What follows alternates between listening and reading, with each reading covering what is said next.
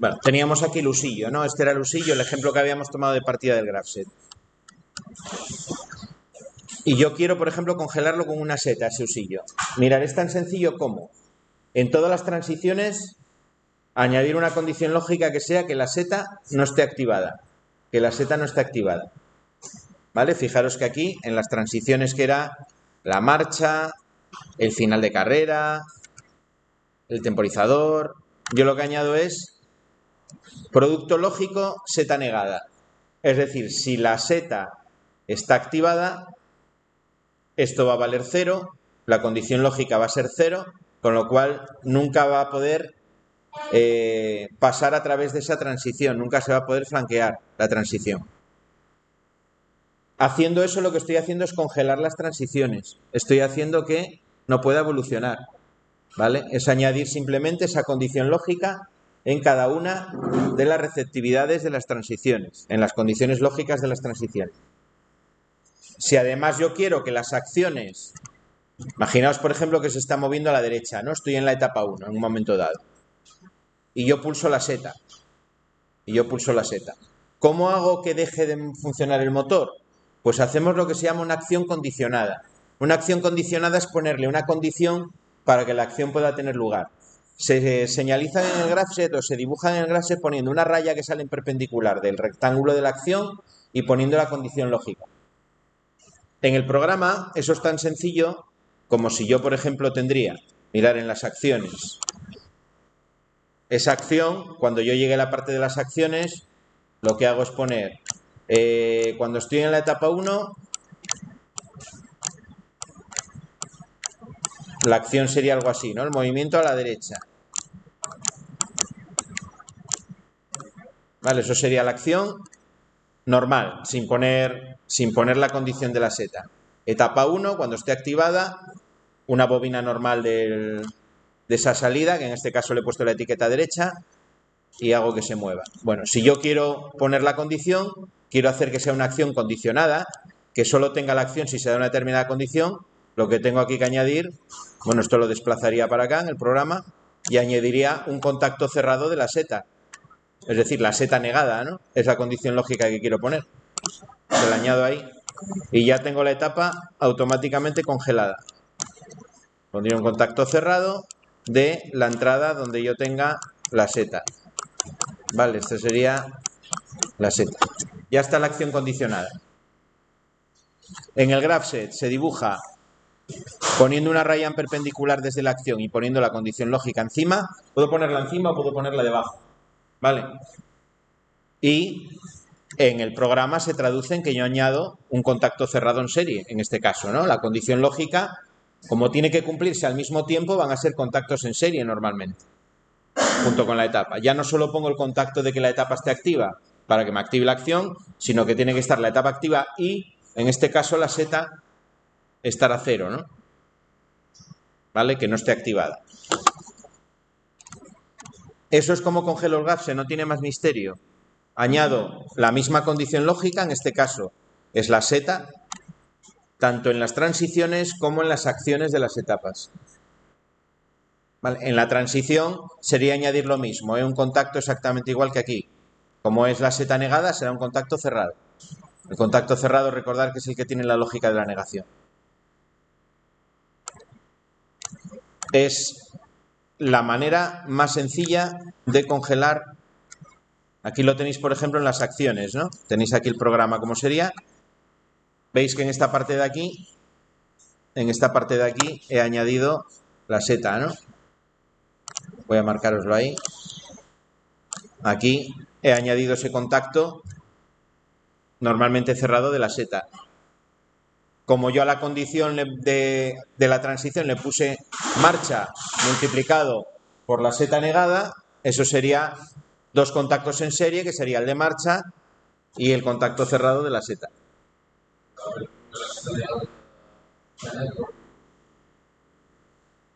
Yo estoy suponiendo en todos los ejercicios que los contactos que pongo en las entradas del autómata son abiertos, ¿vale? Como es un contacto abierto, yo la condición que pongo es que la seta no esté pulsada, que yo no esté accionando esa entrada, que no esté accionando la seta. En un dispositivo de seguridad, el cerrado de la seta yo lo reservaría para el cableado, para cortar la alimentación a los dos contactores del usillo en este caso. El cerrado me lo reservo para el cableado. En las entradas del automata utilizo siempre el abierto. ¿Vale?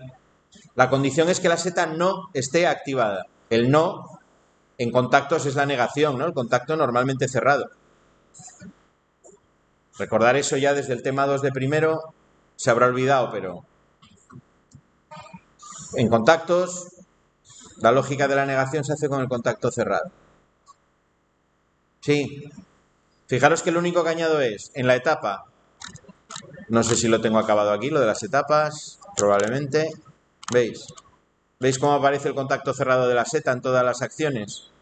En la etapa 1, que es que se mueva a la derecha, meto el contacto cerrado de la seta. En el temporizador, para que cuente el tiempo, le meto también el contacto cerrado de la seta. Es decir, cuando rearme la seta, empezará a contar de nuevo el tiempo. En la acción de giro a la izquierda, añado el contacto cerrado de la seta. Y en las transiciones también lo añado. De esa manera congelo cualquier automatismo. La condición lógica puede ser la seta, o si tengo una condición más compleja, lo que hago es sacar esa condición lógica a una marca y aquí utilizo la marca. ¿Vale? Imaginaos que tengo la seta, tengo un pulsador de parada y tengo, yo qué sé, un resguardo. Pues lo que hago es saco, no sé, haría algo así, ¿no? En otro segmento del programa me saco una marca donde yo tenga todas las condiciones que me van a producir esa parada que me tiene que congelar el automatismo, todos los contactos aquí en paralelo a una marca.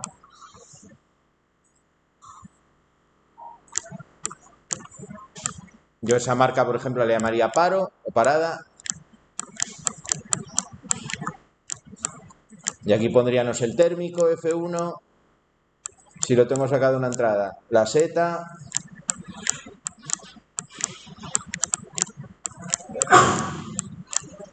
Y yo que sé, un resguardo. Ya está, saco todas las condiciones de paro en paralelo a una marca y luego en el programa lo que utilizo es un contacto cerrado de ese paro, ¿no? Exactamente igual que utilicé yo aquí la seta, pues lo mismo. En vez de seta negado sería paro negado. Cuando no esté la orden de paro, puedes seguir evolucionando. Si está activado, me pone a cero tanto las acciones como las transiciones y ya el graph se queda congelado. Fijaros que lo que yo paralizo son las acciones y las transiciones. La etapa que estaba activada sigue activada. De tal manera que en cuanto yo valide las acciones quitando el paro la seta, queda todo como estaba. Las acciones de esa etapa que estaba activada vuelven a activarse y las transiciones vuelven a ser posibles, ¿no? Cuando se den las condiciones lógicas el resto.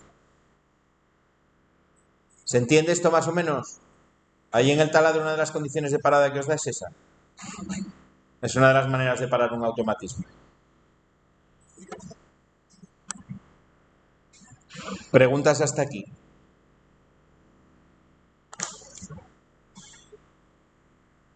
Bueno, segunda manera de parar un automatismo. Llevar el automatismo a una nueva etapa de parada, que es otra de las opciones que os pone ahí. Imaginaos que hay el taladro, en una de las opciones que os da en el enunciado, os dice que cuando se quite el resguardo, me parece, que tiene que subir hacia arriba y dejar de girar o algo así, ¿no? Estoy hablando de memoria, pero algo así os dice. ¿Eso cómo lo hago? Bueno, lo que me está haciendo ahí el enunciado es llevarme unas condiciones de funcionamiento que no coinciden con ninguna de las etapas del taladro. Como no coincide con ninguna de las etapas del taladro, tengo que crear una etapa nueva que se corresponda con esa condición de parada. Entonces lo que haría sería, no sé, imaginaos si os dice aquí el enunciado del usillo, que cuando se esté moviendo a la derecha y se dé una determinada condición, bueno, es que con este no tiene mucho sentido.